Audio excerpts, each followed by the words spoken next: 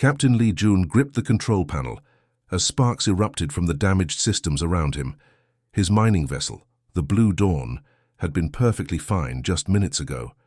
Now warning lights flashed red across every screen, and the ship shook violently as it tumbled through space.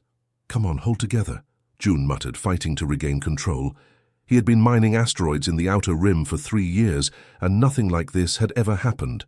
The engine systems were failing one by one, and his emergency beacon wasn't getting any response from nearby stations. Through the viewport, a green and blue planet grew larger by the second. Jun had no choice but to attempt a crash landing. He strapped himself in tight and braced for impact as the ship screamed through the alien atmosphere. The crash was brutal. Metal screamed against rock, and Jun felt his whole body slam against his restraints. When everything finally stopped moving, he sat in stunned silence for a moment. Smoke filled the cabin, and he could smell burning circuits. He was alive, but barely. Jun kicked open the emergency hatch and stumbled out onto solid ground. His legs shook and his head pounded, but he was in one piece. He looked around at his surroundings and gasped. The landscape was unlike anything he had ever seen. Tall, crystal-like trees stretched toward a purple sky, and the ground beneath his feet seemed to shimmer with an inner light. But what really caught his attention were the beings surrounding him. Hundreds of them stood in perfect circles around what looked like a massive altar made of living stone. They were tall and graceful, with skin that looked like it was made of clear glass. Light moved through their bodies like flowing water, and their faces were both alien and strangely beautiful. Jun expected them to be afraid or angry about his violent arrival. Instead, they began making musical sounds that almost sounded like singing. Their glass-like faces seemed to show joy, and many of them raised their forearms toward the sky. "I'm sorry," Jun called out, raising his hands to show he meant no harm. "My ship broke down. I didn't mean to crash into your... whatever. This is..." The beings closest to him approached slowly. They moved with a flowing grace that reminded Jun of underwater dancers. One of them, who seemed to be wearing something that looked like ceremonial robes, gestured toward Jun with what appeared to be excitement. Before Jun could react, several of the beings began draping colorful fabric over his shoulders. The material felt warm and seemed to glow with its own light. They were treating him like an honored guest, rather than an unwelcome intruder. "Wait, what are you doing?" Jun asked, but they continued their actions with gentle insistence. The crowd of beings began moving as one, guiding Jun toward the altar. As they walked, he noticed that all of them were dressed in elaborate clothing that sparkled and flowed like liquid starlight. This was clearly some kind of important ceremony, and somehow he had become part of it. At the altar, a female being waited. She was the most beautiful creature Jun had ever seen. Her translucent skin pulsed with soft golden light, and her large, dark eyes seemed to hold ancient wisdom.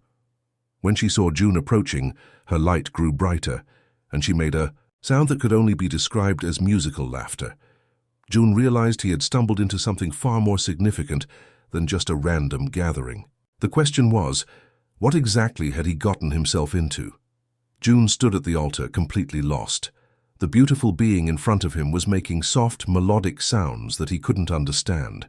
He tried pointing to his crashed ship, and then to himself, hoping to explain that he was just a lost pilot who needed help. "I'm Jun," he said slowly, placing his hand on his chest. "My ship broke. I need to fix it and go home." The female being's eyes grew brighter, and she responded with a series of musical tones that sounded almost like singing. The crowd around them began making similar sounds, creating a harmony that filled the air. To Jun, it seemed like they were trying to welcome him with their music.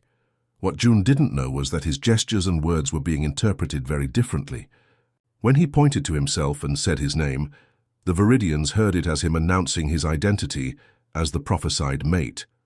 When he gestured toward the crashed ship, they understood it as him rejecting his old life to start a new one.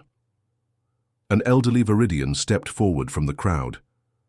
His crystalline skin glowed with deep blue light, and intricate patterns covered his robes.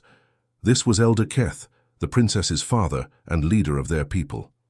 He watched Jun with intense satisfaction, nodding as if everything was going exactly As planned, the beautiful female, Princess Arya, lifted a goblet made of what looked like carved moonstone. It contained a shimmering liquid that changed colors as she moved it. She offered it to June with both hands, her expression hopeful and excited. June thought they were offering him a drink to be polite. He was thirsty after the crash, so he accepted the goblet gratefully. "Thank you," he said, and drank deeply. The liquid tasted like honey mixed with starlight, warm and tingling as it went down his throat. The moment he finished drinking, the entire crowd erupted in celebration. Lights flashed through their bodies like fireworks, and their musical voices rose in what was clearly a song of joy. June smiled and handed the goblet back, thinking he had just participated in some kind of welcome ceremony. Next, Princess Arya held out her hand, showing him a ring made of living crystal. It pulsed with gentle light and seemed to be alive. She gestured for him to take it, and then showed him an identical ring on her own finger. June assumed this was some kind of friendship gesture, like exchanging gifts. He took the ring and slipped it onto his finger. It felt warm and seemed to mold itself to fit perfectly. As soon as he put it on, he felt a strange tingling sensation, like a gentle electric current running through his body. The crowd's celebration grew even louder. "Princess." Arya took his hand and led him to a large stone that jutted up from the ground near the altar. The stone was smooth and dark, with veins of silver running through it like lightning frozen in rock. She placed her palm flat against the stone, and it began to glow. Then she gestured for June to do the same, thinking this was just another part of their greeting ritual. June pressed his hand against the cool surface. The moment his skin touched the stone, it blazed with brilliant light. The silver veins spread outward from his hand, creating patterns that looked almost like a fingerprint. The stone seemed to pulse with his heartbeat, as if it was recording something important. Elder Keth stepped forward and spoke in their musical language. His tone was formal and important, like he was making an official announcement. The crowd responded with what sounded like agreement and celebration. June looked around at all the happy faces and glowing bodies surrounding him. Whatever ceremony this was, it seemed to be making everyone very happy. He figured he had just been welcomed into their community in some traditional way, and he felt grateful for their kindness to a stranger who had literally crashed their party. June woke up in the most comfortable bed he had ever experienced. The mattress seemed to adjust to his body perfectly, and soft light filtered through walls that looked like they were made of polished crystal. For a moment he forgot where he was. Then the memories came flooding back. The crash, the ceremony, the strange but beautiful aliens. He sat up and looked around the room in amazement. Everything was elegant and flowing, like someone had carved furniture out of solidified water. The walls curved gently, and patterns of light moved across them like slow-motion fireworks. Through a large window he could see the alien landscape, stretching out under the purple sky. Before he could fully process his surroundings, the door opened silently. 3 Viridians entered, their translucent bodies glowing with soft colors.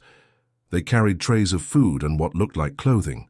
They moved with such grace that June felt clumsy just watching them. "Thank you," he said, not sure if they could understand him. They responded with gentle musical sounds and began arranging the food on a table that seemed to grow up from the floor. The meal was unlike anything June had ever tasted. Fruits that tasted like sunshine, vegetables that seemed to sparkle on his tongue, and bread that was somehow both sweet and savory. Everything was delicious, and he found himself eating more than he had in days.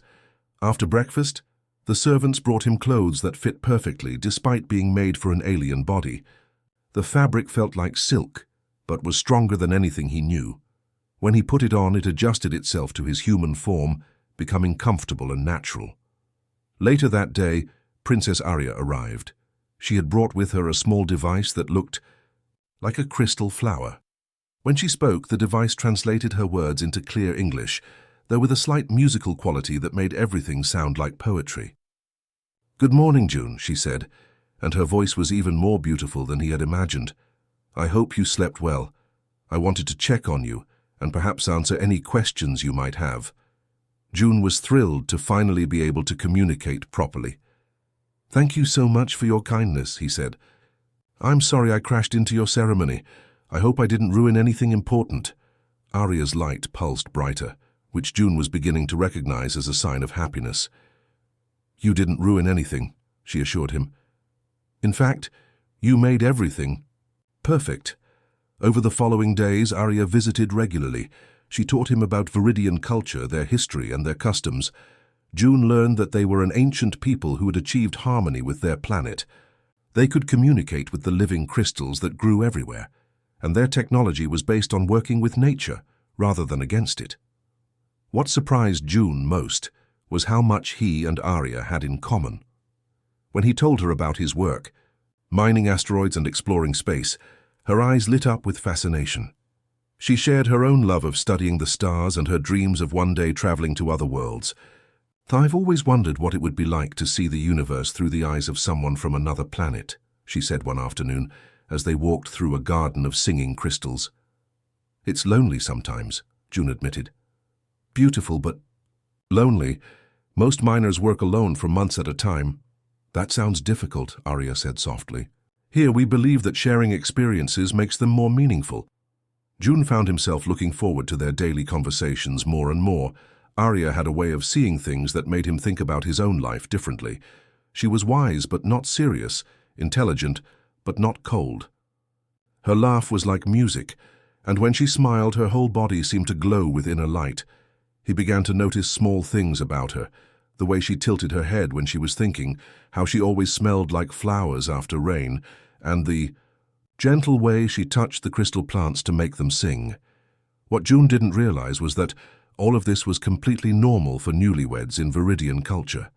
While June spent his days learning about crystal gardens and enjoying long conversations with Arya, news of his arrival was spreading across the galaxy at light speed. The story had grown with each telling.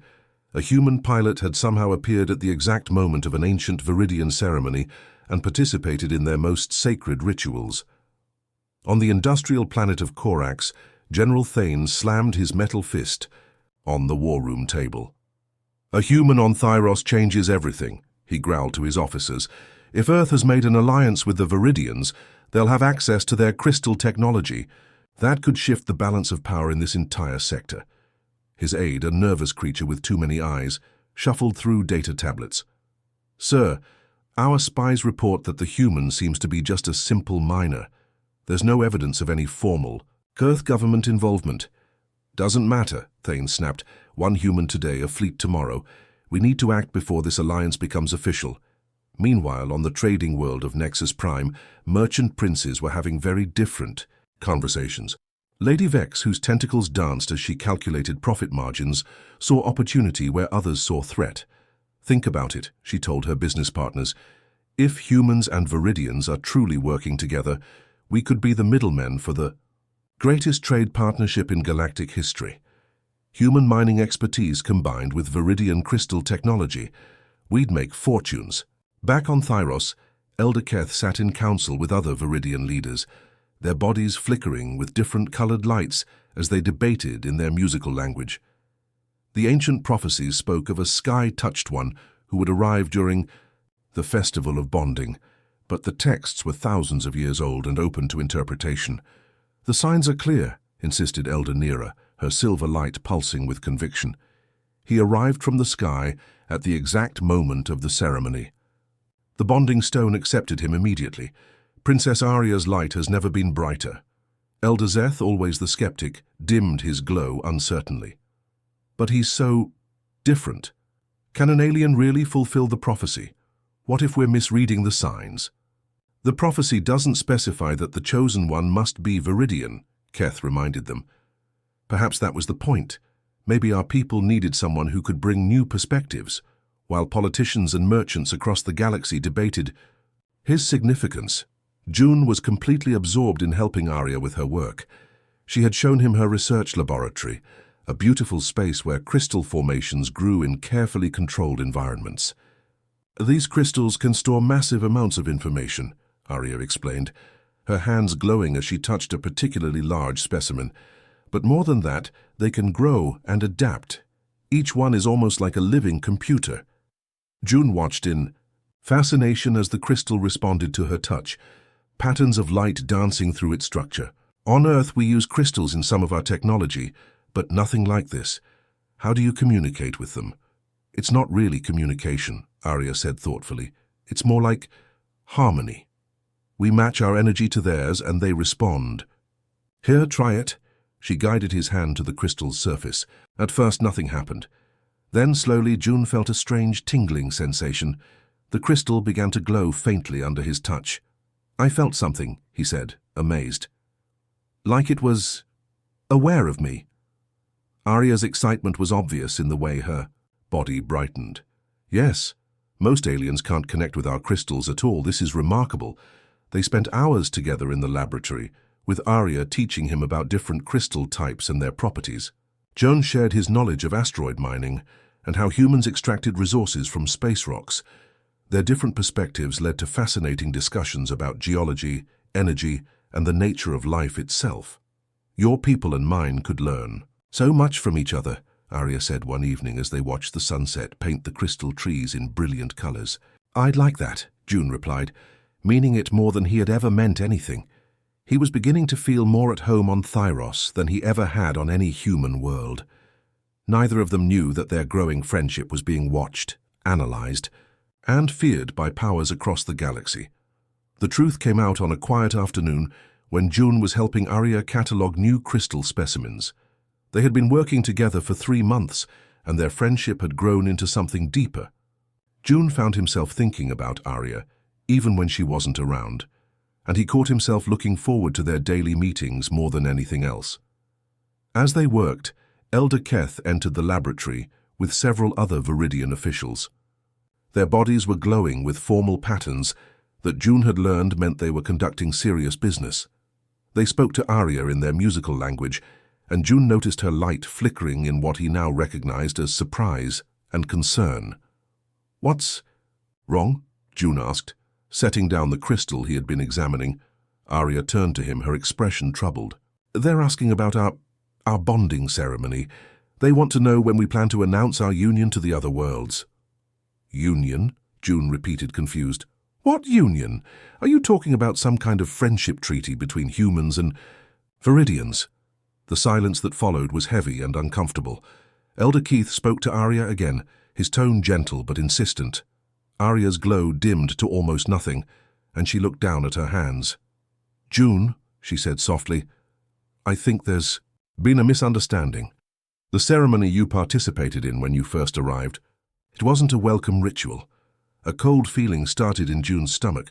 What do you mean? It was a bonding ceremony, what you would call a wedding. The words hit June like a physical blow. He stared at Arya, waiting for her to tell him it was some kind of joke, but her serious expression told him everything he needed to know. Her wedding? He said, his voice rising. You mean I've been married for 3 months and nobody told me? I thought you knew, Arya said quickly, her light pulsing with distress. The way you accepted the ceremonial drink, exchanged the bonding. Rings touch the recording stone.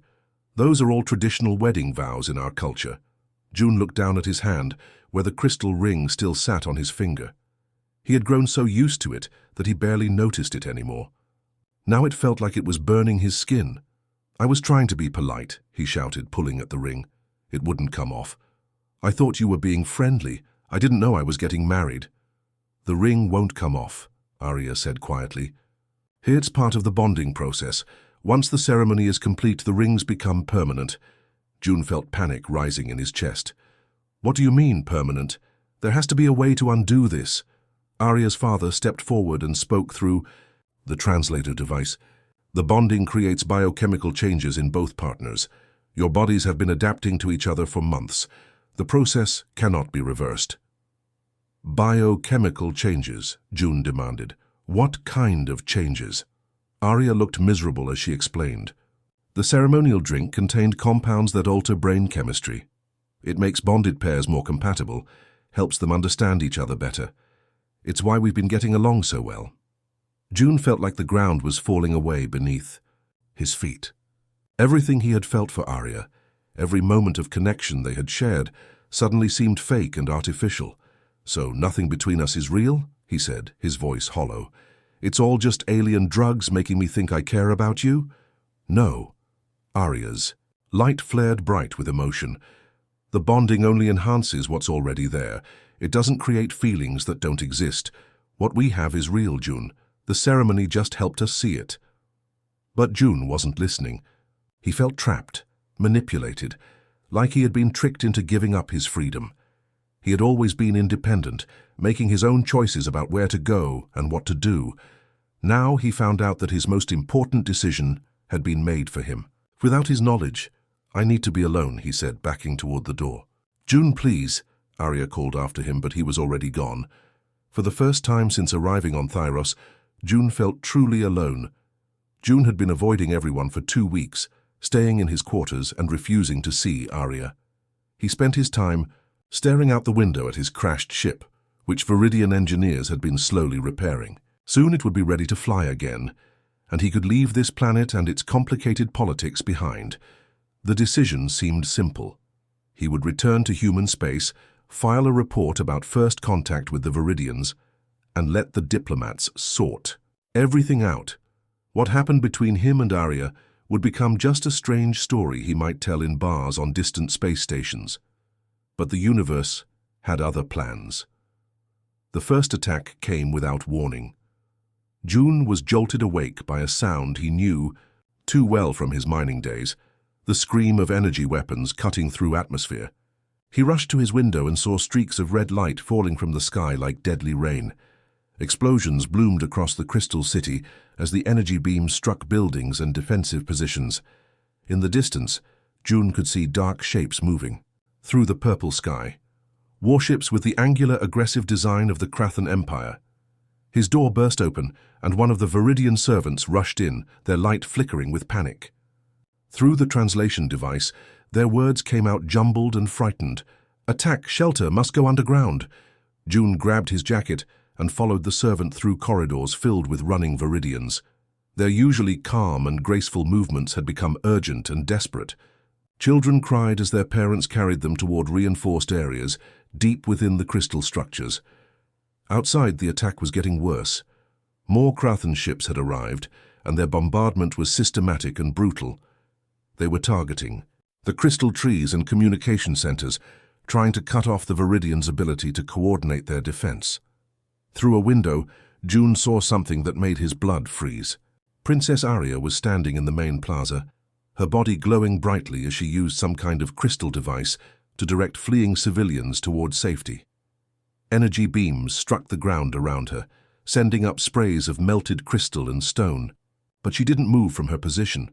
"She's going to get herself killed," June muttered, and before he could think about it, he was running toward the plaza. The scene outside was chaos. Viridian defense forces were firing back at the Krathan, ships with weapons that looked like living crystal cannons, but they were clearly outgunned. The Krathans had come prepared for war, while the peaceful Viridians were struggling to mount any effective resistance. Elder Keth was near the military command post, his light dim with exhaustion as he tried to coordinate the defense. June could see the desperation in the old aliens' movements. The Viridians were fighters when they had to be, but they weren't warriors by nature. "Arya!" June shouted as he reached the plaza. She turned toward him, and for a moment her light brightened with what looked like hope. "June, you should be in the shelters. It's not safe here." "Neither should you," he said, grabbing her arm as another explosion rocked the ground nearby. "Come on, we need to get you to safety." "I can't leave," she said firmly. "These people need guidance. Without proper coordination, the evacuation will fail and hundreds will die." As if to prove her point, a group of Viridian civilians ran past them in panic, clearly lost and frightened. Arya immediately began speaking to them in her musical language, her body glowing with calming patterns that seemed to reduce their fear. June watched her work and felt something shift inside him. This wasn't about prophecies or ceremonies or biochemical bonding. This was about a person he cared about putting herself in danger to help others. Whether their relationship was real or not didn't matter right now. What mattered was that Arya was in trouble, and he had the skills to help. Looking up at the Krathan ships, June's mining experience kicked in. He had spent years dodging asteroid. debris and navigating dangerous space. He knew something about tactics and survival that these peaceful crystal beings didn't. The Krathens thought they were dealing with a confused human who couldn't help his alien wife. They were about to learn how wrong they were. "I'm staying," June announced, grabbing Arya's hand as another explosion shook the crystal plaza around them. Arya's light pulsed with surprise. "But June, you said you wanted to leave. You don't have to fight our battles."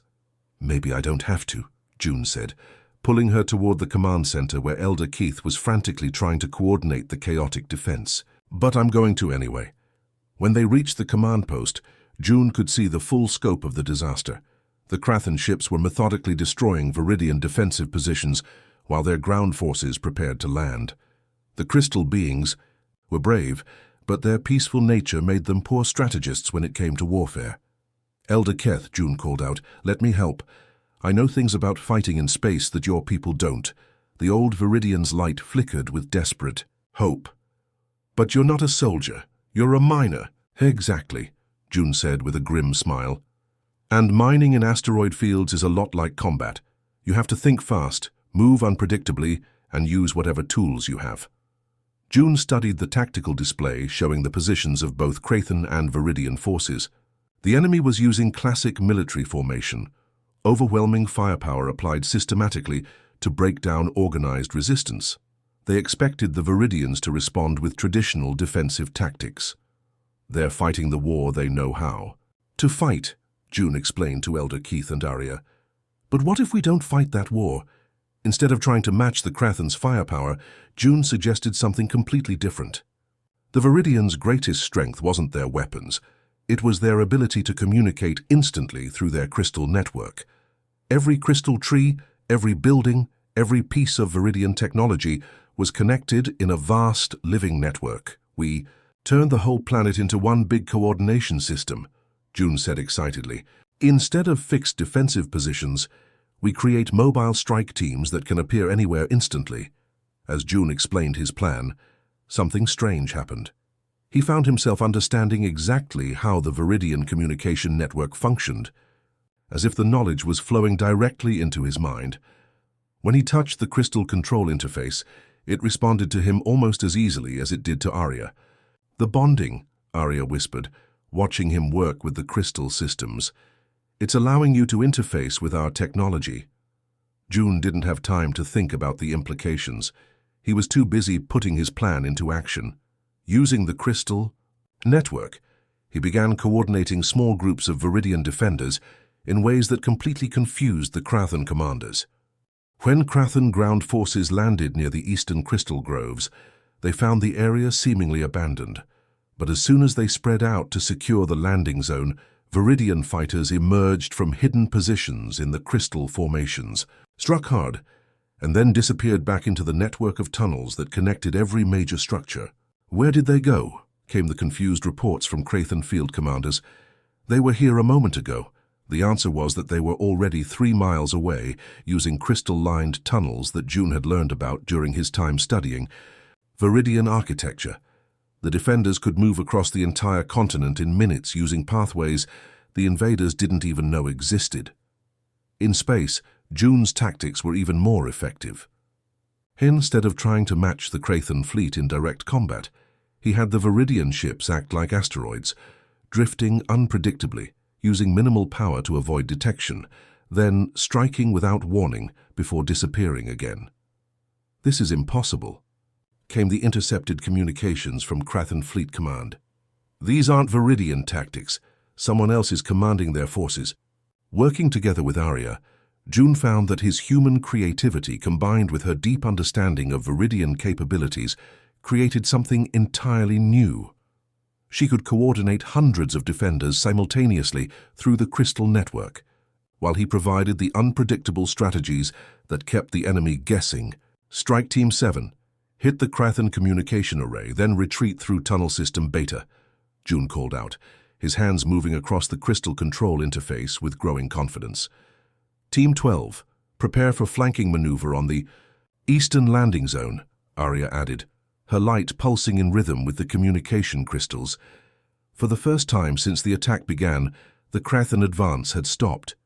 Instead of the quick victory they had expected, they found themselves fighting an enemy that seemed to be everywhere and nowhere at once. What had started as scattered resistance was becoming organized rebellion, and the Krathens were discovering that underestimating human ingenuity had been a serious mistake. The final battle lasted 18 hours. By the end, the Krathen fleet was retreating in disorder, leaving behind damaged ships and confused reports about impossible Viridian tactics. June stood in the command center, exhausted but victorious, watching the enemy ships disappear into hyperspace. Around him, Viridian defenders were celebrating with patterns of light that turned the entire crystal city into a living firework display. Their musical voices rose in harmonies of joy and relief. After months of peaceful research and quiet conversations, June had just helped coordinate the most successful military defense in Viridian history. "We did it," Arya said, her entire body glowing with triumph and something that looked like pride. "They're actually running away." Elder Keth approached them, his ancient light pulsing with gratitude. "The Council has asked me to formally thank you, June of Earth. Without your help, our world would have fallen." Word of the victory spread across the galaxy faster than the retreating Krathen ships. Within hours, news networks on dozens of worlds were reporting the impossible story. A human miner had somehow helped a peaceful species defeat one of the galaxy's most aggressive military powers. The story became even more interesting when reporters learned about June's accidental marriage and his decision to stay and fight despite having every reason to leave. Galactic news services couldn't get enough of the unusual tale. 3 days after the battle, delegates from 12 different worlds arrived on Thyros to meet the human who had changed everything. They gathered in the great crystal amphitheater, where June found himself standing before an audience of alien diplomats, military leaders, and news reporters.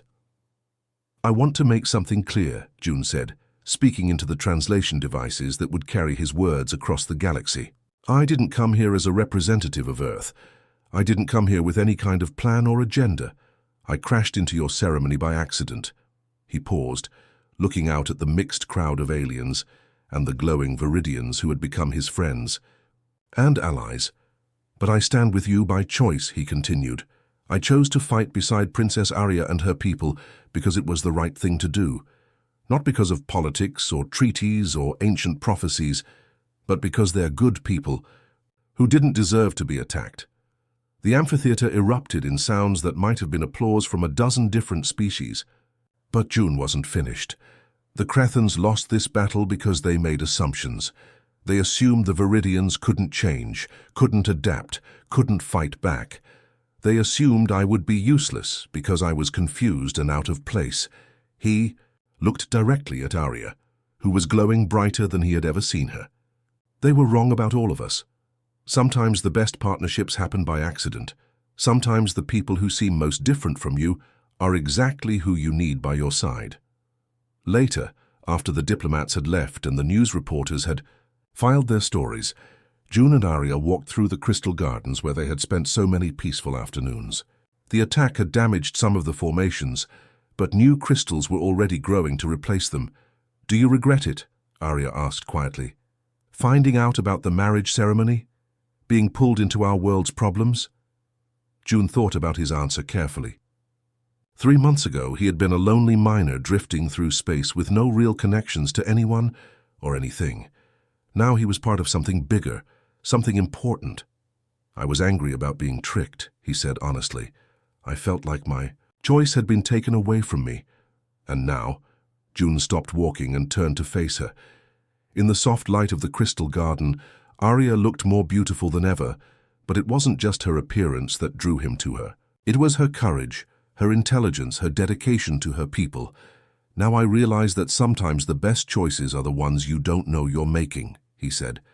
"I may have crashed into your wedding by accident, but everything that happened after that, working together, fighting together, building something together, that was all real choice." Arya's light pulsed with happiness.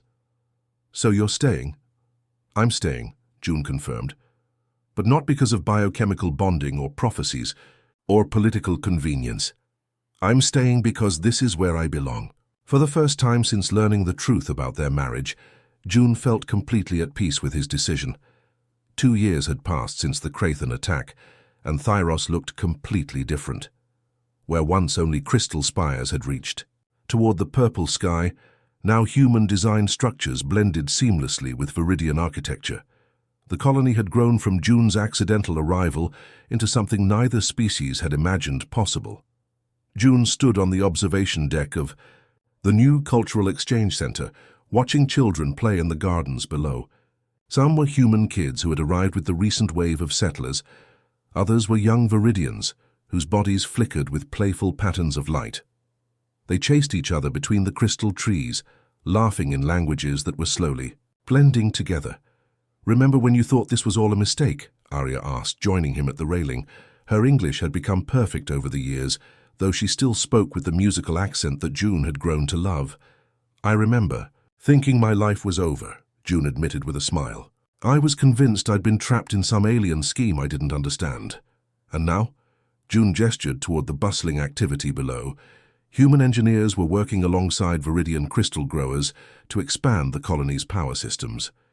In the marketplace, merchants from a dozen different worlds traded goods that would have been impossible to imagine before the two species started working together. "Now I think it was the best crash landing in galactic history," he said. Their success had attracted attention from across the known worlds. The human-Viridian cultural exchange had become a model for interspecies cooperation that other civilizations were trying to copy. Instead of formal treaties written by politicians who had never met each other, June and Arya had developed something much simpler. Let people live and work together, and understanding would follow naturally. The approach had worked better than anyone expected. Human mining technology, combined with Viridian crystal science, had revolutionized space exploration. Viridian healing arts had helped human doctors cure diseases that had puzzled them for centuries. Most importantly, the two species had learned that being different didn't mean being incompatible. "The delegation from Proxima Centauri arrives tomorrow," Arya reminded him. "They want to establish their own cultural exchange program." "Based on our model," June nodded. "Who would have thought that an accidental wedding would become a template for galactic diplomacy?" They watched as a group of human and Viridian teenagers worked together on some kind of art project, creating sculptures that incorporated both metal and living crystal. The young people switched effortlessly between languages, and their friendship seemed as natural as breathing. "Dr. Kim thinks we should write a book about our experience," Arya said. "She says other species need to understand how we made it work." June chuckled. Dr. Kim was one of the human scientists who had arrived 6 months ago to study Viridian biotechnology. She had become fascinated with the social aspects of the colony as much as the scientific ones. "What would we call it?" he asked. "How to accidentally marry an alien and start a revolution." "I was thinking something more dignified," Arya laughed, the sound mixing with the chimes of nearby crystal formations. "Maybe building bridges across the stars." "Too serious," June decided. "How about the best wrong turn in the galaxy?" As they talked, more children joined the group below. A human boy was showing a young Viridian how to kick a soccer ball, while she taught him how to make music by touching different crystals. Their play was creating something entirely new, games that could only exist when two different species learned to have fun together. "You know what I realized the other day," June said, watching the scene with contentment. "I spent years flying around space looking for valuable minerals and rare elements. I thought that was treasure hunting. And now I know what real treasure looks like," he said, gesturing toward the children, the thriving colony, and most of all, toward Arya herself. "So it's not something you mine from asteroids. It's something you build with people you care about." Arya took his hand, and he felt the familiar warmth of their bonding rings. What had once felt like a trap now felt like an anchor, not holding him down but keeping him grounded in something meaningful. "The funny thing is," June continued, "I always thought the best destinations were the ones you planned for years and traveled toward deliberately. Turns out the best destination is often the one you never saw coming." In the distance, a ship was landing at the spaceport, probably carrying more families who wanted to be part of what June and Arya had started. Each arrival brought new possibilities, New friendships, new ways of understanding what it meant to be part of something bigger than yourself. June had crashed into an alien wedding by accident, but he was staying forever by choice.